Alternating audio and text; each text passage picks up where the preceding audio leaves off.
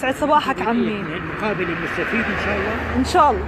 اكيد. الله كريم. عم توعدي انه اكيد. الله كريم. ايه خلص. قول لي عمي، من اي ساعة انت قاعد هون؟ انا قاعد من الساعة 7. وقديش الساعة هلا؟ هلا الساعة 1 الا تلت. يعني صار لك 5 ساعات تقريبا. ايوه. كم من طابة بعت؟ من الساعة 7 لهلا 5. 5؟ اي والله. بقد ايه الطابة؟ ليرة. بليرة؟ يعني 5 ليرات من الصبح لهلا. شو بدنا نسوي؟ عندك اولاد؟ انا ما في غير انا والحجة بالبيت بس. انت والحجة؟ بناتي متجوزين وعندهم اولاد. الحمد لله. والثانيات اقسم بالله حالتهم بالويل. اي والله العظيم. وعليك اجار بيت؟ 300 ليرة كل شهر مع الكهرباء وكل شيء. مع الكهرباء والفي 300 ليرة؟ اي والله. وكيف بتدبرهم؟ الله عم يدبرهم. وانت بتضلك قاعد هون على الطابات هدول طول النهار؟ كل يوم للساعة 4 بس للساعة 4. من الساعة 7 لل 11 هو من 11 للوحدة 1:30 راحة وبرجع من بعد منها للأربعة. بعدين بترجع للأربعة، بعدين بتروح بتريح.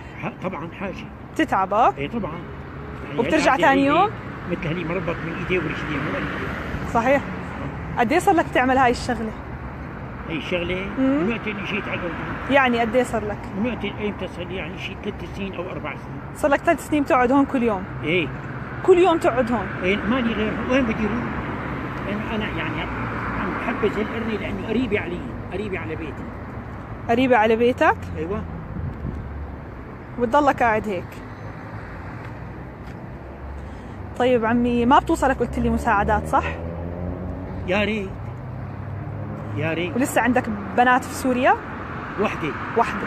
عصياني بسوريا من وقت ما طلعت لهلا ما حلف الحظ، تأخرت طلع القرار ما بدي تطلع. ما قدرت تطلع بعد القرار. طبعا عمي، شو كنت تشتغل بسوريا قبل ما تيجي؟ شو كنت تشتغل بسوريا؟ انا كنت بسوريا ما تذكريني. ما اذكرك؟ في قول بيقول لك لا ترك المجروح بهمه لا تفتح له جرح. انا كنت بسوريا ملك، تسمعي بالملك شلون عايش مرفه بكل شيء. انا اقسم بالله يا ست ليلى يا انسه ليلى اني انا بحياتي لا امسك الطابه ولا بعد. انا بسوريا تاجر البسه من البيبي للمحل. تاجر البسه. تاجر البسه بمنطقه اسمها حرسة.